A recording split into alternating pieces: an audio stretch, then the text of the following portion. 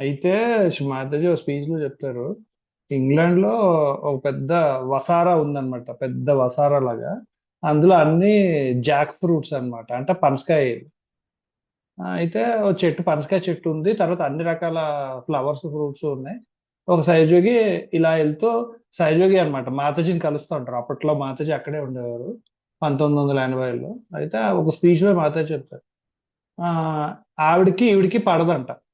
ఈ ఆవిడ ఎవరైతే ఇల్లు ఉందో ఆవిడకి పడదంట. రోజు అదే దారిలో నడుచుకుంటూ ఆ పనసకాయలు చూసి అబ్బా ఆ, అని మాతాజీకి ఒకసారి ఒక పనసకాయ ఇవ్వాలి అని ఆవిడ ఎండ్లో అడిగిందంట. ఆ, ఏమండి, నాకు ఒక్క పనసకాయ ఇస్తారా, జాక్ ఫ్రూట్, లేదంటే ఏమైనా ఫ్లవర్స్ ఇవ్వండి, నేను తీసుకెళ్తాను మాతాజీకి అంటే, ఆ మేము పెంచుకుంది మీకు ఇవ్వడానికా అని గొడవ పెట్టుకుందంట. ఆ, పోనీలేండి అని చెప్పి వెళ్ళి మాతాజీని కలిసి, మాతాజీ నేను ఇలా మీకోసం ఒక పండు పనసకాయ తీసుకొద్దాం అనుకున్నాను, అది కుదరలేదు, ఏమనుకోమాకండి అనగానే, పోనీలే దాన్ని నేను ఎలాగైనా గ్రహిస్తాను అన్నారు మాతాజీ.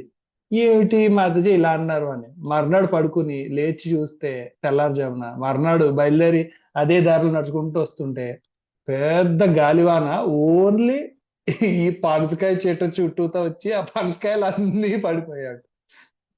అయితే ఫ్లవర్స్ అన్ని చెల్లాచెదురైపోయి, పైగా వాళ్ళ వసారాల్లోనే పెద్ద గాలి దుమారం లేచింది. పక్కన అన్ని ఇల్లులు ఒక్క చెక్కు చెదరలేదు, దుమ్ము లేదు. పక్కింట్లో, అటింట్లో, ఇటింట్లో, రోడ్డు మీద ఎక్కడ గాలి లేదు.